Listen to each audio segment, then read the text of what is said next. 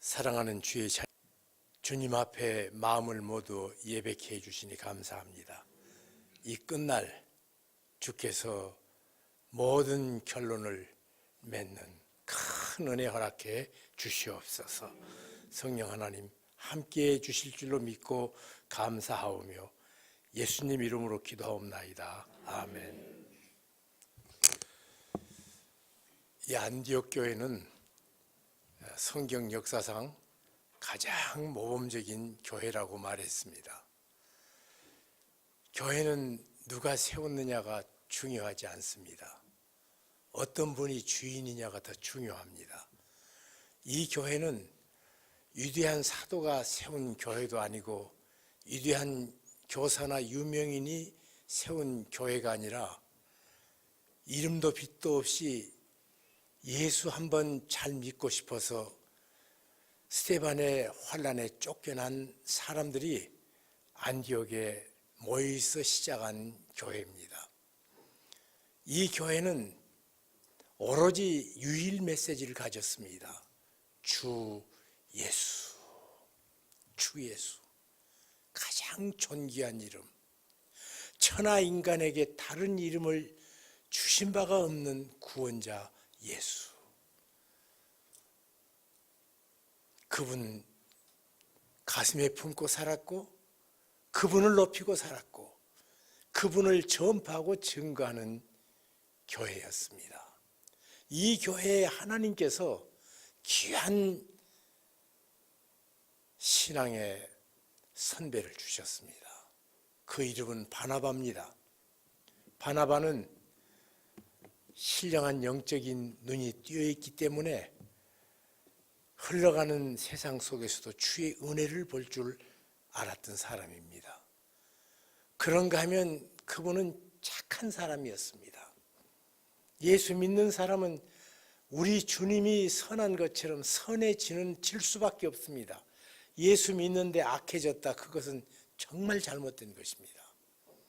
그런가 하면 그 사람은 믿음과 성령에 충만한 사람, 늘 주님을 신뢰하면서 성령께서 인도하심에 민감한 신앙을 가졌던 사람. 그런가 하면 이 사람은 다른 사람과 함께 일할 줄 알았던 사람. 그분이 나와 일하기에 껄끄러운가 껄끄럽지 않는가, 내게 이익일까 손해일까로 일하는 것이 아니라 주님의 사람이다. 그리고 우리 교회에 참으로 필요한 사람이다. 그래서 안디옥에서 다소에 가가지고 거기 10년 동안 조용히 은거하고 있는 하나님의 사람 사도 바울을 데려다가 함께 사역할 줄 알았던 사람, 그리고 사람을 키워낼 줄 아는 사람. 그래서 함께 온 사도 바울과 함께 두 사람이 열심히 1년 동안 가르쳤더니 그 모습을 보고 사람들이 특징을 이렇게 말했습니다. 저 사람들은 그리스도인이다. 완전한 특징이에요. 정말 예수로 충만한 사람이다. 예수의 향기가 나는 사람이다. 예수 그리스도의 귀하고 영광스러운 그 모습을 뒤따라가는 사람이다. 이렇게 크리스찬이라는 이름을 허락해 주었습니다. 하나님의 사람으로 완전케 되어짐을 이 귀한 두 사도 바울과 바나바가 하나님의 말씀으로 양육한 즉 온전한 믿음으로 저들은 자라게 됐습니다. 재밌는 것은 디모데후서 3장 16절은 이 말씀이 어떤 능력이 있는가를 말한 다음에 17절에 이렇게 말합니다. 이 말씀은 너희로 하여금 능히 하나님의 사람으로 온전케 만든다. 이 말씀을 듣다 공부하니까 실력이 좀 있고 성경 상식이 넓어졌고 기독교 문화에 익숙해졌고 그것이 목표가 아니라 하나님의 사람으로 온전케 자라야 돼요. 그것으로 끝나지 않습니다. 많은 교회가 여기서 끝나는 것 같아요. 온전케 된다는 말에. 그 다음에 그 행한 일도 온전케 되집니다. 내가 존재가 바뀌었으면 내가 행한 것도 같이 따라줘야 됩니다. 그에게는 그리스도인이라는 영광스러운 이름이 주어졌지만 그리고 저들에게는 거기에 걸맞는 행함이 뒤따라줬습니다. 아가보라는 선지자가 그곳에 와서 천하가 흉년이 들기라고 말합니다. 얼마 있다가 천하가 흉년이 들었습니다. 그러자 예루살렘 교회가 몹시 핍절하고 힘들다는 소식을 들었던 이 안디옥에 있는 성도들이 힘을 다해서 부조를 만듭니다. 사실 천하가 흉년 들었으니까 자기도 흉년 들었어요. 아니, 예루살렘에 있는 사람은 거기에 계속 살았던 사람입니다. 그런데 이 안디옥은 쫓겨나가지고 와가지고 아직 삶의 여건도 완전히 완성하지 못한 사람들도 있었을 터인데 이 사람들은 그 속에 있는 풍성한 주님의 은혜 따라 아니 우리에게 복음을 전파하는 일에 도와주기 위해서 바나바를 보내준 모교회 힘들다. 그래서 힘을 다해 부조합니다. 선교지에 있는 교회가 선교사 파송한 교회를 돕는 격이에요. 이런 일은 있을 수가 없습니다. 그러나 선우가 문제가 아니라 넘치는 은혜가 있으면 손은 펴지도록 되어 있습니다. 그리스도인들은 그래서 기독교 2000년 역사를 보면 언제나 손이 펴져 있는 것을 봅니다. 제가 고베라는 일본의 그 도시 하나가 크게 지진으로 파괴된 현장을 가게 됐습니다.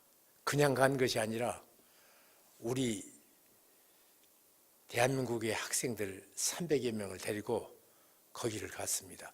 무슨 일을 할지도 또 어떻게 한국에서 처음 기독교 단체가 지진난 걸 처음 갔는데 김중곤 목사님이 나를 단장하라 그래가지고는 단장해서 갔습니다.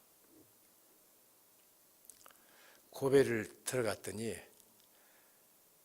큰 그 오버브리지 높은 것들 브리지도 전부 넘어져 있고 뭐 신사들 뭐 다 무너져 있고 큰 빌딩도 엎어져 있고 거기 가니까 할 일이 없습니다. 안에 들어갈 길이 없어요. 그래서 우리가 무슨 할 일이 있는가 하고 오사카 교회 대표들에게 물었습니다. 물으니까 지금 그 고베시 한 복판에 양론이 있는데 양론에 있는 사람들은 피신하지 않고 그냥 여기서 그만 죽겠다. 그리고 안 나오신다는 거예요. 이 얘기를 듣기는 들었는데 그럼 우리가 어떻게 도울까? 길도 없고 아무것도 없는데.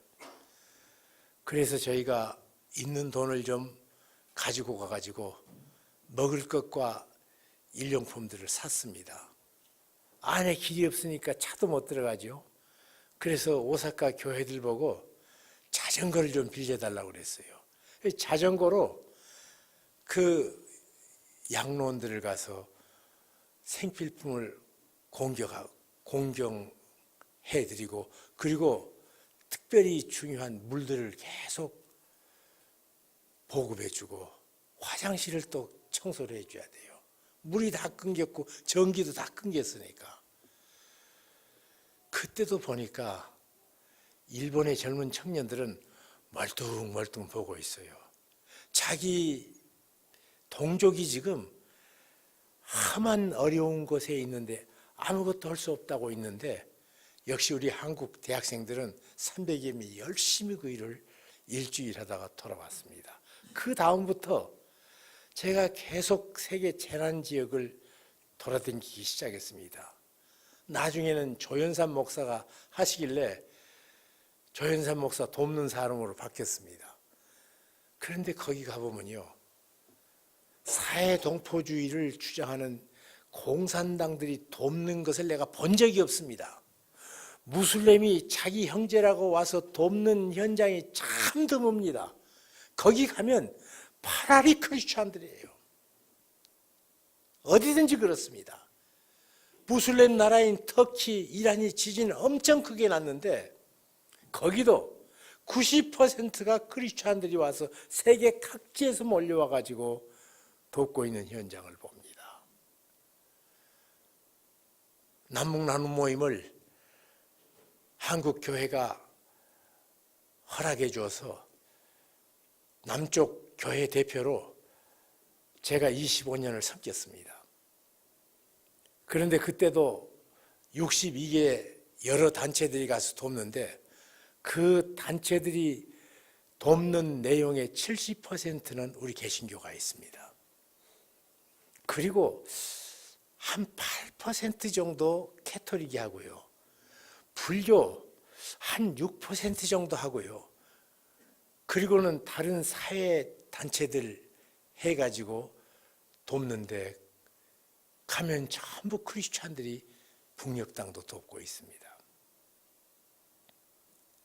하나님의 사람으로 온전케 될 뿐 아니라 그 행한 일도 온전케 되는 능력이 우리에게 있습니다.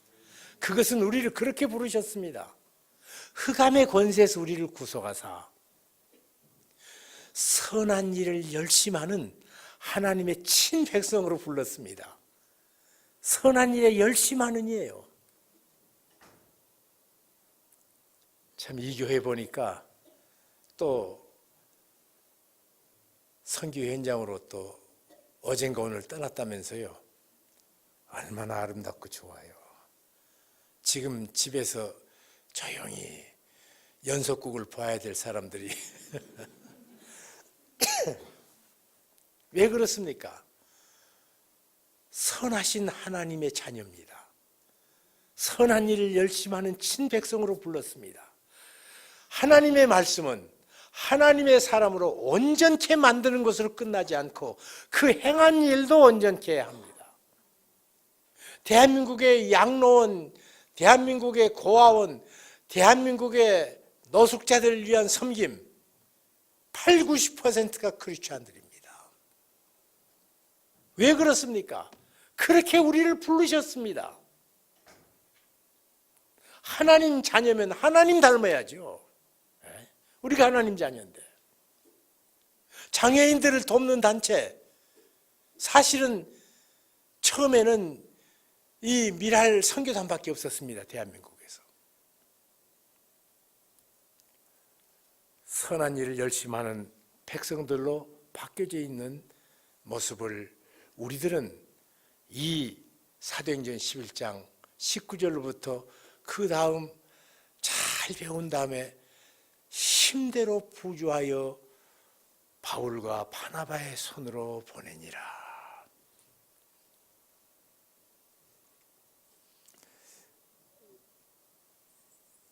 유태인들의 기도문이 뭔 줄 아세요? 유태인들의 기도문이 뭐라고 기도하는 거니? 하나님, 우리 자녀들은 은혜를 베풀되 은혜 입지 말게 하시고 남을 돕되 도움받지 말게 하시고 남을 주되 더 풍성히 줄 수 있는 자녀들 되게 하옵소서. 근데 가만히 생각하면 굉장히 희생 같지 않아요? 그거 아니에요. 남을 주려면 얼마나 잘 살아야 돼. 얼마나 사람이 바로 돼야 돼. 그렇지 않아요? 하나님도 그 기도 안 들으면 곤란한 기도를 꼭 한다고, 이 친구들이. 그래서 지금도 세계 유태인이 어디든지 가도 머리 대고 꼴이 안 된단 말이에요. 우리 자녀들이 돈 엄청 많이 쌓아놓고 살다가 끝나는 인생 되게 기도하지 마시고 주면서도 더 풍성한, 하나님도 그 기도 안 들어주면 곤란할 이런 기도가 우리 자녀들을 위해서 있어야 되고 우리 교회가 이 축복 속에 계속 있어야 됩니다. 우리를 축복하시되 그냥 축복한 것이 아니라 아브라함아 내가 너로 복을 주고 너로 복의 근원을 삼겠다고 그랬어요. 그러니까 아브라함이 복 받는 것으로 끝나는 것이 아니라 받은 그 복을 가지고 다른 사람이 또 복을 누리는 축복. 이것이 바로 유태인들이 자기 자녀에게 풀어서 기도해 준 기도입니다. 많은 사람들이 많이 갖는 것을 축복이라고 말하고 많이 누리는 것을 축복이라고 말하는데 성경은 그렇게 말하지 않습니다. 내가 너로 복을 주되 너로 복의 근원을 삼겠다. 이보다 더 큰 축복이 어디 있습니까? 그들의 손이 넓게 펼치는 안디옥 교회의 행한 일이 온전한 모습을 우리는 봅니다. 육체적으로 힘들고 어려운 사람들을 위해서 그랬다면 그들의 생에 놀라운 새로운 변화가 생겼습니다. 저들이 모여 기도할 때입니다. 성령께서 임재하셔서 말씀하십니다. 바나바와 사울을 따로 세워라. 내가 저들을 이방의 사도로 이방의 빛으로 세웠다. 저를 선교사로 파송하라고 말합니다. 이 말을 듣고 이 사람들은 그대로 순종하는 모습입니다. 사실은 주님의 가장 간절한 부탁은 다 복음을 전하랍니다. 마태복음은 이렇게 말합니다. 하늘과 땅의 모든 권세를 내게 주셨으니 너희는 가서 모든 족속으로 제자를 삼아 아버지 아들과 성령의 이름으로 세례를 주고 내가 분부한 모든 것을 가르쳐 지키게 하라. 내가 세상 끝날까지 너희와 항상 함께 있으리라. 모든 하늘과 땅의 권세에 가신 분의 명령입니다. 마태복음의 마지막 결론입니다. 마가복음은 너희는 천하 만국에 다니며 만민에게 복음을 전파라고 말했습니다. 예수 안 믿는 사람 보고 우리에게 나오라고 말하지 않고 우리 보고 예수 믿어야 될 사람이 있는 곳으로 나가라고 말씀했습니다. 그 명령 때문에 어떤 사람은 사우디로 가서 복음을 전하다가 세상을 떠난 형제도 있고, 어떤 사람은 바레인에 복음을 전하다가 감옥에 들어가서 심찬 고통하고 쫓겨났는데도 다시 거기를 들어가려고 빙빙 도는 사람들. 왜 그렇습니까? 우리가 어디든지 초대받지 않았지만 어디든지 가라는 명령을 받은 사람입니다. 너희는 온 천하에 다니며 만민에게 복음을 전파하라. 누가복음은 또 이렇게 결론합니다. 이 복음이 예루살렘에서 시작하여 딱 끝까지 이르러야 하리니. 여기 성경은 우리 성경에 분명하게 안 나타났지만 이렇게 기록되어 있습니다. 이 죄사함의 복음이 예루살렘에서 시작하여 딱 끝까지 이룰 것이다 말씀하십니다. 그런데 거기 보면 우리는 주어도 또 단수복수 시제도 없는데 성경은 내가 딱 끝까지 복음을 반드시 편만케 채우리라 주께서 말씀하셨어요. I will 그래요. I will. 이것은 반드시 한다는 말이에요. 앞으로 내가 할 생각이 아니라 확실하게 하겠다. 여러분, 주님이 확실하게 하는데 안 될 것이 뭐가 있습니까? 이 세상에 어떤 것도 될지 안 될지 모르지만 복음 전파하는 선교의 일은 반드시 완성될 영광의 날이 있습니다. 삼성이 언제까지 삼성일지, LG가 언제까지 LG일지 우리는 모릅니다. 저들이 원하고자 하는 목표를 이룰지 이루지 못할지 모르지만 한 가지, 내가 하겠다고 말한 복음 전파는 반드시 딱 끝까지 갈 것을 믿습니다. 주님께서 하십니다. 그런가 하면 요한복음은 아버지께서 나를 보낸 것 같이 나도 너희를 세상에 보낸다. 하나님께서 예수님 보낸 것처럼 나도 너희를 보낸다. 이건 엄청난 영광입니다. 무슨 말인가? 우리 하나님께서 하나밖에 없는 독생성자를 저 하나님의 보좌 우편에 앉은 그분을 우리에 보내준 이 영광스러운 사건과 비교급으로 사용했단 말이에요. 아버지께서 나를 보내신 것 같이 해요. 내가 꼭 같이 너희를 보낸다. 그런데 이 헬라어의 비교급은 같은 것을 비교할 적에 비교하는 것하고 다른 것을 비교할 적에 비교가 동 정도의 비교와 이 정도의 비교가 다릅니다. 가령 음악과 미술이 어떤 것이 아름다운가 그건 종류가 달라. 그러나 참 아름답다 이렇게 말할 비교할 수 있죠. 비교급으로. 그런데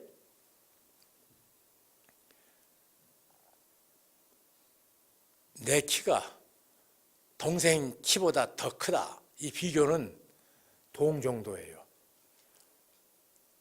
같은 종류의 비교할 적에는 동 정도고 다른 것들을 유추해서 비교하는 것은 이 정도의 비교라고 그렇게 말합니다. 아버지께서 나를 보내신 것 같이 우리가 어떻게 똑같은 정도 될 수 있습니까마는 주께서 동 정도의 비교급으로 표시해 주셨습니다. 주께서 하늘 영광 버리고 이 땅에 오셨던 이 성육신의 영광, 거기에 비교해서 내가 너희를 보낸다. 그리고 실질적으로 그런 효과가 있습니다. 무슨 말인가? 제가 43년 전에 태국에 김정웅 선교사라는 사람을 파송했습니다.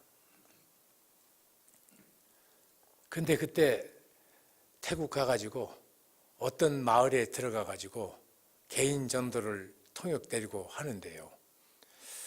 당신 예수 아는가? 그러니까 한 사람이 그러더라고. 안다고. 어떻게 아냐? 그러니까 우리 집에서 세 번째 집에 거기서 산다고 그래요. 이게 발음이 예수라. 비슷한. 아직도 그렇게 예수라는 이름도 못 들어보고 죽는 사람이 얼마나 많은지. 내가 가서 전하지 않으면 거룩한 영광을 버리고 이 땅에 오신 예수님 오셔서 나의 죄를 위하여 십자가에 죽으시고 부활하셔서 완성하신 그 놀라운 주님을 내가 가지 않으면 안 온 것처럼 무효란 말이에요. 그런 거로 선교는 주께서 내가 우리 아버지로부터 받은 것처럼 너희도 내게로부터 똑같은 종류의 보냄을 받았다. 영광스러움입니다. 우리가 어떻게 주님과 똑같은 정도의 비교급에 설 수 있습니까? 그런데 주께서 그렇게 해주셨단 말이에요. 이 일을 깨닫고 나서 그리고 사도행전 13장을 공부하고 나서 저희들의 1975년에 개척한 교회가 주님, 우리 남서울교회는 선교하는 교회 되게 해달라고 기도했습니다. 석 달 딱 기도했더니요.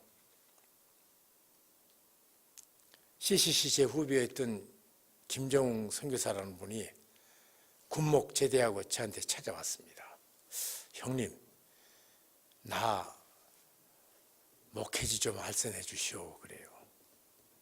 아이 나도 누가 알선이 안 돼서 개척을 조그마하게 하고 있는데 나보고 참 부탁할 사람도 없다. 그러면서 빙글빙글 웃고 내가 지금 열심히 하고 있는데 알아보마 그랬어요. 한 달쯤 지났는데 구리에 있는 지금도 있는 중앙교회라는 교회가 있습니다. 그 교회 성도들이 장로님이랑 쫓아와서 저한테 이렇게 말합니다. 황 목사님은 젊은 사람을 많이 키웠기 때문에 좋은 목회자를 많이 알 줄 압니다. 소개해 주세요. 그래요. 황 목사님이 소개만 하면 두말하지 않고 그대로 받겠다는 거예요. 그래서 나는 한 건 했잖아요. 딱 전화를 했습니다. 오라고 왔습니다. 김정웅 목사가. 여기 말이야 구리에 예배당도 있고 지금 교인 수가 한 250명 되고 저는 그때 100여 명밖에 안 모였거든요. 건물도 쓸만하게 가지고 있고 다 갖춰진 교회가 있는데 거기서 나보고 소개해달란다. 그러니까 머리를 극적극적하더니 형님 참 입장이 곤란하네요. 그래요. 뭐가 입장 곤란해? 형님을 떠난 다음에 내가 기도원에 가서 열심히 기도하고 있었습니다. 집에서 연락이 와가지고 이제 기도를 끝내고 갔더니 자기가 군목 시절에 어떤 선교단체에서 선교사로 갈 사람 서류를 쓰라 그래서 써놓고 간 것이 태국에서 선교사로 오라고 연결돼서 나를 초청한다고. 또는 이 김정웅 선교사가 공부를 잘했던 사람입니다. 학교에서 추천해서 미국의 신학교에서 풀 스칼라십 준다고 오라고 그럽니다. 그런데 형님까지 또 해놓으니까 내가 더 결정하기 힘듭니다. 그래요. 그럼 너는 어떻게 생각하냐? 그러니까 기도해보겠다고. 그리고 일주일에 와가지고 저한테 태국으로 선교사 떠난다고 그래요. 그래서 제가 무슨 준비가 있냐? 아무 준비가 없대요. 내가 오늘 오는 것은 이 교회가 나를 위해서 재정을 서포트 해달라고 그래서 왔다는 거예요. 왜 그리로 가냐? 그러니까 중학교 2학년 때 교회 수련회에서 평생 선교사로 가고 싶은 사람 그래 손을 들었답니다. 기도하는데 그것이 생각나서 다른 것이 아무것도 생각 안 나더래요. 그래 가겠다는 거예요. 그러니까 나보고 이제 돈을 도와달라는 거예요. 교인 100명도 안 모이는 1년도 채 안 된 교회예요. 그래서 제가 제안을 했습니다. 우리 교회가 말이야, 너 오기 전에 석 달 동안 선교사 파송하게 해달라고 기도를 했다. 그런데 막상 네가 오니까 우리는 도울 힘이 없다. 보니까 선교사 한 사람 파송한 거 엄청 돈도 많이 들던데, 그래서 우리가 조금 힘을 얻어서 보낼만 하면 내년이든지 다음에 꼭 보내줄 테니까 그때까지 있으면 안 되겠냐. 그러니까 안 되겠대요. 그리고 너 생각해봐라. 1975년 4월 30일이 월남 폐망일입니다. 그 월남 폐망일이어서 이 도미노식 이론에 의해 가지고 인도차이나 반도 전체가 공산화가 돼지고 태국만 남아 있어요. 그러니까 태국의 게릴라들이 준동해서 뱅콕 시내까지 총알이 휙 날아다니고 거기에 준동했던 대학생들이 대학 안에 모여 있는 걸 왕을 물러나라 그러니까 왕의 친위 부대들이 기총소살해서 얼마나 많은 사람이 죽은지 모르는 광주 사태 같은 비참한 일이 거기 이미 있었습니다. 그러니까 좀 거기도 안정되고 선교사가 가고 사람이 살 수 있을 만큼 되면 그때 가고 지금은 우리 교회 나랑 같이 있어 선교 훈련 받자 그랬어요. 그러니까 이 친구가 나를 똑바로 보면서 형님, 선교사가 살 것 죽을 것 좋은 것 나쁜 것을 고르면 이 세상에 갈 데가 있습니까? 주께서 부르시면 가야죠. 그 말에 꼼짝 못했습니다. 제가. 그러면 무슨 결심으로 가냐 그러니까 나는 이미 늦었습니다. 허드슨 테일러 또 우리나라에 온 아펜셀라, 언더우드, 토마스 목사 할 것 없이 20대 왔습니다. 다 선교사가. 근데 자기는 한남대학 4년 장학생으로 졸업하고 총신 3년 공부하고 그리고 또 3년 군대 군목으로 있다가 제대하고 아이도 둘이나 되니까 이제 너무 늦었다는 거예요. 그래서 내가 거기서 살다가 죽으면 내 아들 바울과 다니엘이 태국 문화도 알고 언어도 알고 태국 사람을 뼛속까지 알아서 깊이 사랑하는 선교사로 자라는 것이 내 목표라고. 자기는 거기서 뼈를 묻겠다는 거예요. 당시에 선교사로 걸어간 사람들이 있었는데 그 사람들은 외국 나가갖고 미국 가서 공부하려고 도망간 사람들이 대부분이었어요. 뼈를 묻겠다는 거예요.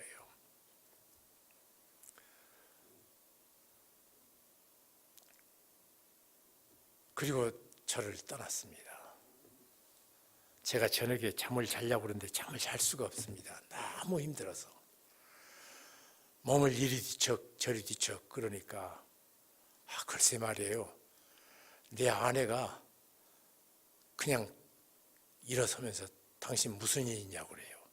저는 수직으로라도요 머리가 닿으면 자는 사람이에요. 저를 운전해주는 황구는 잘 알 거예요. 그래서 내 차가 크지 않기 때문에 뒤에는 누울 수 없어가지고 머리 댈 수가 없어가지고 꼭 앞자리 탑니다. 그리고 조금 제끼고 머리만 닿으면 그냥 자요. 수직으로라도 머리가 닿으면 자는 놈이 못 자고 몸을 뒤척거리니까 내 아내가 그러는 거예요. 아무 일 없다니까. 당신은 나를 아내로 생각을 안 해준다는 거예요. 무슨 말이냐 그러니까 교회에 어려운 일이 있으면 당신에게 일어난 어려운 일은 내가 다른 사람에게 듣는다고 한 번도 당신은 내게 어렵다는 말을 목회 현장 어려움을 한 번도 나에게 의논하지 않았지 않냐고. 그래서 화를 내더라고요. 이 일은 그 일하고 달라. 그리고는 김정욱 목사 얘기를 했습니다. 그리고 나서는 정말 우리가 3개월이나 이제 그때는 4개월 됐거든요. 기도 열심히 해서 주께서 사람을 보내주셨는데 형편이 못 돼서 못 도와준다. 이건 참 괴롭다. 그러니까 왜 못 도와주냐는 거예요. 뭘 그러니까. 기도로부터 도와야죠. 그때는 퇴행금지가 있었습니다. 파출소 사람들이 나를 알았기 때문에 퇴행금지가 막 시작됐는데 조그마한 교회에 들어가서 20평짜리 밖에 안 되는 조그마한 예배당에서 부부가 밤을 새며 같이 기도했던 밤이 있었습니다. 기도하다가 생각나는 거 있었습니다. 그 전에 도와달라고 그래서 안수 집사 7명 장로 없이요. 그냥 안수 집사 그냥 집사다. 남자 집사 7명하고 의논했더니 만장일치로 부결하더라고요. 우리 형편이 안 된다고. 그리고 내가 봐도 형편이 안 돼. 그렇잖아요. 20평짜리 조그마한 예배당에서 말이지.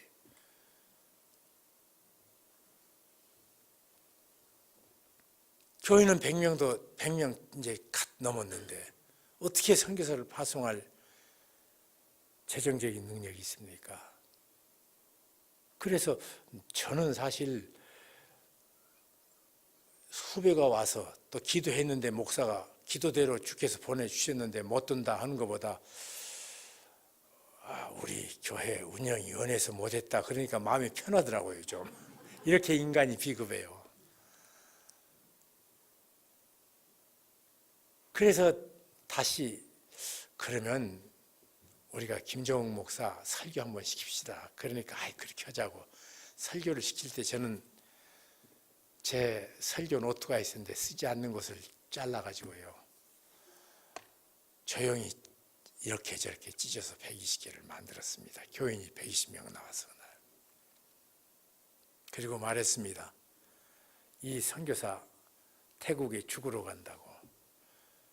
그 안에 총알이 날리는데도 주님 의지하고 가는 사람.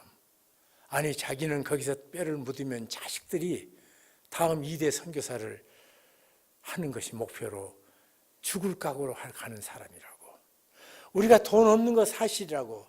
그래도 사람이 죽는다는데 부조는 해야 될 것이 아니냐.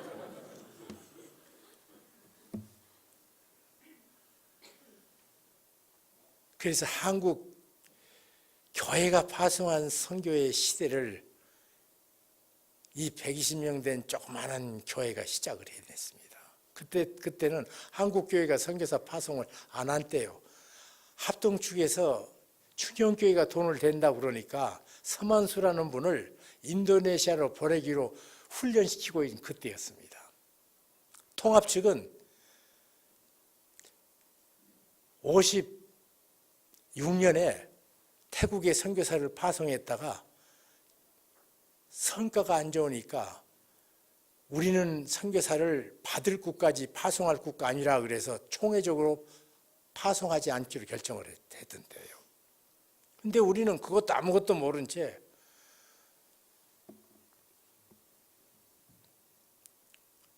그 전에 내가 얼마면 모금하면 되냐 그러니까 300불만 모금해 주면 되겠대. 근거가 뭐냐 그러니까 태국에 중학교 교사 봉급이 50불이었습니다. 그때 교장 봉급이 90불이래요.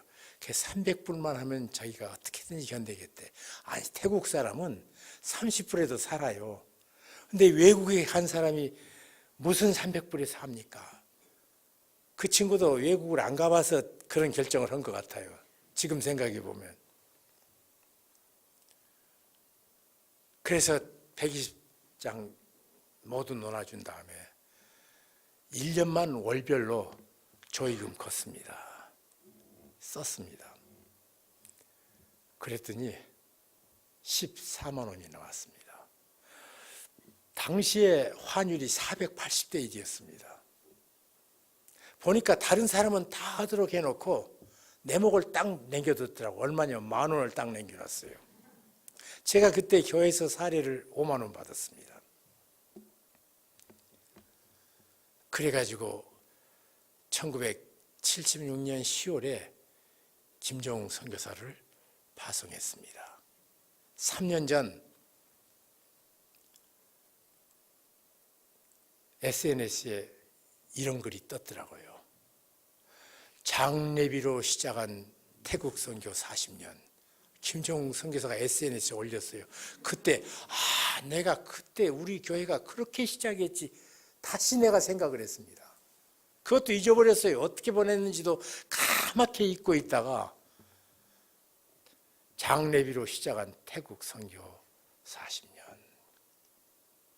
주마등처럼 그 과정들이 머릿속으로 새롭게 막 내게 도전을 주고, 그러고 나서 한국교회가 연애 불길처럼 선교사 파송해서 지금 26,000명인지 7,000명인지 선교사가 파송됐습니다. 선교사 파송했죠. 문제는 제가 하면서 한 가지 못한 것이 있습니다. 선교사 한 사람 오면요, 훈련비 줍니다. 훈련비. 선교 훈련하라고 가기 전에.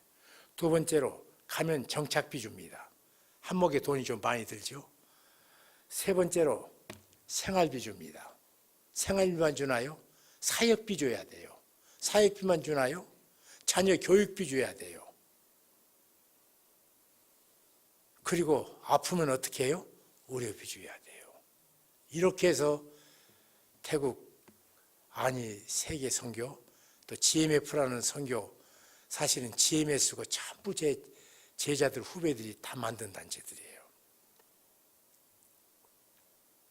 영혼의 불길처럼 펼쳐지는 한국 선교. 10여 년 전에 태국 선교에 제일 처음 나갔던 한 분이 돌아왔습니다. 그래서 나는 휴가 온 줄 알고 언제 돌아가냐 그러니까 은퇴했다는 거예요. 벌써 은퇴냐고 65세여서 은퇴했다는 거예요. 그러면 그 다음에 어떻게 여기 있어 보려고 주택을 그렇게 준비해 보는데 주택이 안 된다고. 그래서 할 수 없이 미국에서 오라고 그래서 미국으로 떠나서 미국서 살겠다고. 제가 그때 그 말 듣고 얼마나 부끄러운지. 다 도와줘 놓고 마지막 그분들이 돌아온다는 생각도 안 한 채 준비 없이 지냈던 내 생각 없는 선교사역. 너무 부끄러웠습니다. 그래서 그때부터 예배당을, 그 선교사 은퇴 마을을 어떻게든지 해야겠다. 여러 우여곡절 끝에 선교사 은퇴 마을을 위해서 10여 년 노력한 결과 올해 주택을 시작합니다. 그리고 이미 3년 전에 선교사들이 먼저 같이 예배할 예배 공간하고 선교사들이 함께 사무볼 사무 공간 1,300평을 먼저 지었습니다. 한번 그거 뛸 수 있어요? 못 뛰어요. 우리 목사님은 잘 아시는데 여기 오신 분도 많다 그럽니다. 설곡에 생명의 빛 예수마을 아세요? 한번 네이버에 쳐보세요. 세상에 이런 예배당도 있는가. 제가 참 억울하더라고요. 나는 내 목회를 위해서 그렇게 아름다운 예배당을 지어본 적이 없어. 지금도 남서울 은혜교회는 예배당도 없습니다. 미랄학교 지어가지고 미랄학교 체육관에서 예배드려요.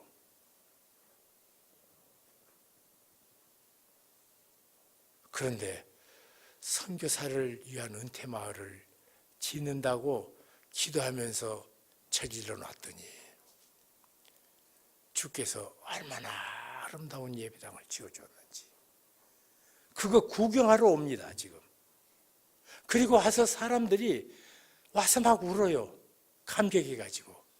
대한민국에도 이렇게 아름다운 예배당이 있는가? 주의 임재를 누리고 느낄 수 있는 예배당이 있는가? 사람들이 계속 옵니다. 하여튼. 한국의 선교사 은퇴 마을을 우리가 준비를 하려고 드니까 하나님께서 우리를 위해서 놀라운 예배당을 짓도록 저들이 같이 일할 수 있는 사무 공간을 그렇게 아름답게 지어줄 줄도 모르는 채 지어놨더니 대한민국 교회 역사뿐만 아니라 건축 역사에 그보다 더 아름다운 건물은 없다고 해도 과언 아닙니다. 한번 네이버에요. 꼭 찍어보세요. 생명의 빛 예수마을 찍어보십시오.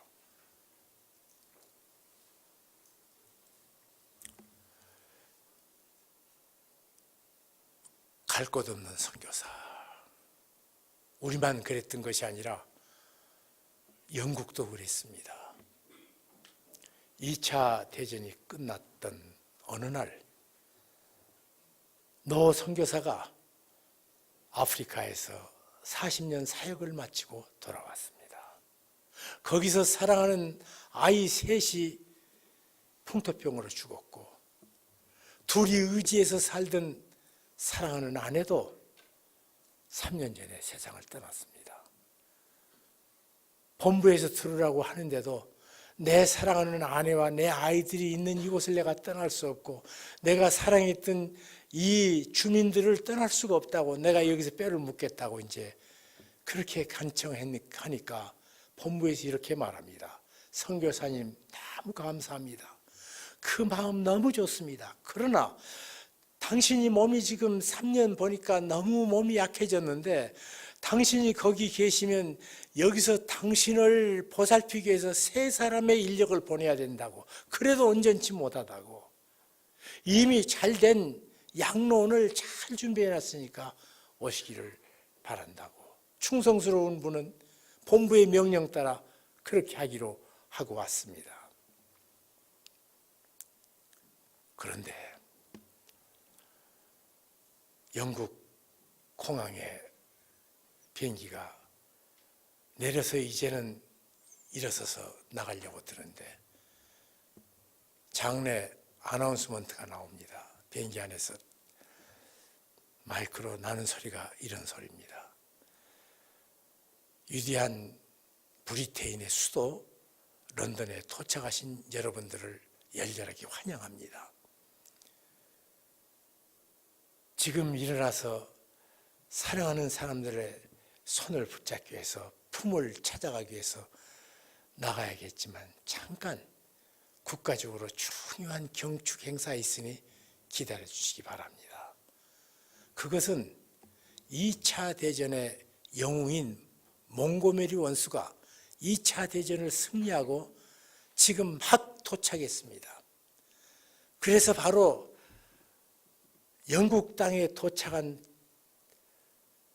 즉시 개선 행진을 해야 되기 때문에 그 행진이 끝날 때까지는 마음으로 축하해 주시기 바랍니다. 이렇게 가만히 보니까 비행기 하나가 있단 말이에요. 트랩이 탁 열렸어요. 열리니까 밑에 2사람이 쫓아 올라가더니 거기서 뭘 끄집어냅니다. 보니까 쭉 끄집어내는데 빨간 카펫이 쭉 내려옵니다. 그래서 그것을 막 굴려서 또 가고 하니까 이제 올라가는 계단이 있어 보니까 그 위에 글쎄 엘리자베스 예쁜 여왕 젊은 때거든요. 여왕하고 이 전쟁을 승리를 지휘한 윈스턴 처칠, 애틀리 수상 할 것 없이 모든 중요한 산부 요인들이 거기를 탁 앉아있고 그리고 그 아래는 3군 군악대 3개 군대가 하나가 아니라 3군 군악대가 드디어 트럼펫을 하늘을 향해서 빵빠레를 불어대기 시작합니다. 빵빠레 끝난 다음에 그 트랩에서 바나나가 탁 나옵니다. 몽고메리 원수입니다. 트랩을 내려가지고는 걸어가자 핸델의 승리의 개선곡이 힘차게 상공 군악대에 의해서 연주되고 옆에 있는 많은 사람에서 따라 부르는 이 지상의 가장 큰 합주가 공연되기 시작했습니다. 한 걸음 한 걸음 그래서 올라갑니다. 카펫을 다 받고 올라가자. 엘리자베스 여왕은 그 머리에 월계관을 턱 씌워주고 이것은 서양의 전통 승리의 개선 모자예요. 월계관을 씌워주고 그리고는 가장 큰 무공 훈장을 가슴에 수여했습니다. 이때입니다. 갑자기 비감한 생각이 들었습니다. 주님, 나도 예수 그리스도의 병사로 40년을 일하면서 내 전우 같은 사랑하는 아들을 셋이나 여기 묻었고 마지막까지 같이 백년해로 하자는 내 아내가 3년 전에 세상을 떠났습니다. 내가 여기 도착하니까 내게 있는 것은 버스표하고 기차표가 있어서 어디까지 가라는 양로원 주소 하나밖에 없는 아무도 마중 나오지 않는 쓸쓸한 귀환입니다. 그러면 주님, 나는 폐잔병입니까? 서름이 복받쳐서 흐느끼고 있어요.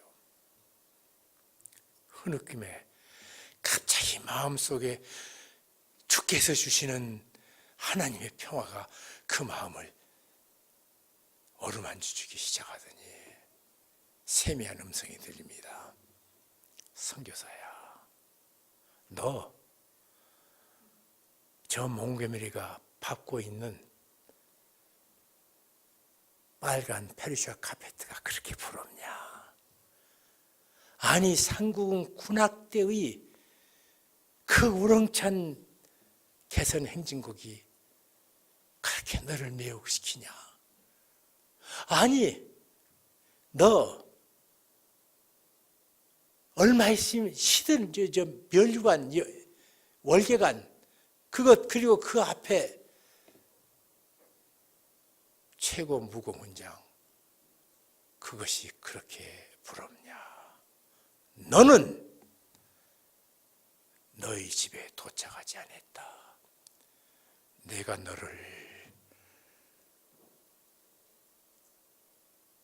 너희 집에 도착하는 날 내 발밑에 황금 카펫보다 더 큰 황금 아스팔트를 깔아줄게.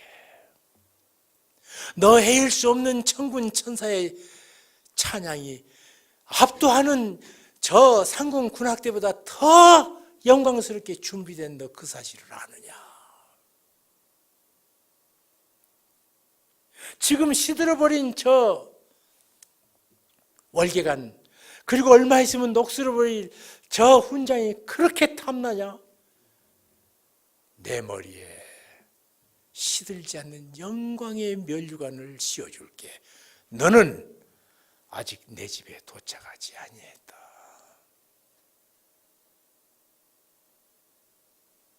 여러분, 선교사는 그거 보고 달려갑니다. 그 사실 이후로 무수한 세계의 선교사들이 이 땅에 있을 곳에 대한 생각도 하지 않은 채 모두 나가서 주께서 어느 날 영접해 주신 그날 기대하며 나갔습니다. 그러나 보낸 우리는 다르지요. 그분이 이 땅에 사는 날 그 마지막 지금까지 했던 것에 결론을 내려야 될 거 아니에요. 그래서 미랄복지재단은 그분들을 위한 노인주택을 짓습니다. 이렇게 하면 도울 수 있습니다. 한 분이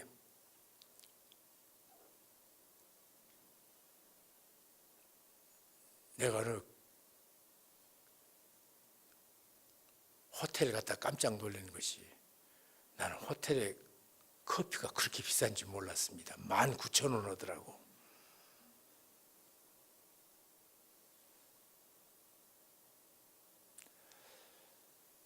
한 달에 10,000원을 내는 사람이 3년을 낸 그 사람들 200명이 모아지면 우리가 모든 것을 다 기초를 했기 때문에 7천만 원의 집 한 채 짓습니다. 근데 10,000원짜리 200분이 3년을 내주시면 집 한 채가 완성됩니다. 그 일을 미랄복지재단에서, 그래서 이 땅에 오신 선교사들을 전문적으로 섬기고 그분들이 와서 이 땅에 와서 사는 것으로 끝나지 않고 이 땅에 와서 이곳에 와 있는 다문화 과정을 섬기는, 지금 다문화요 10년 후에 그 아이들 그 미움 속에서 잘못 자라면 유럽과 똑같이 핵폭탄보다 더 무서운 저주가 됩니다. 그분들이 나가서 65세까지 일했던 분들이 다시 이 땅에 온 선교사들, 이 땅에 온 다문화 가정, 복음 전할 대상을 사랑으로 섬겨줄 때만 해결되지요.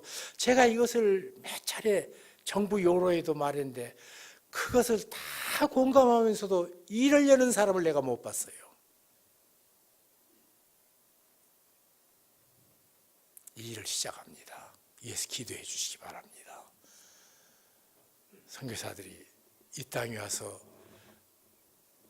조국에서 마지막 힘을 다해 이 땅에 흘러 들어온 본국에서 못 살아서 찾아온 다문화 가정을 예수 그리스도 복음으로 섬기고 저들을 사랑하는 이 운동, 이곳에서 시작하고자 합니다. 위해서 기도해 주시기 바랍니다. 기도하겠습니다. 주님 감사합니다. 은혜 베푸시니 감사하고 3일 동안 가장 이상적인 교회가 어떤 교회인가,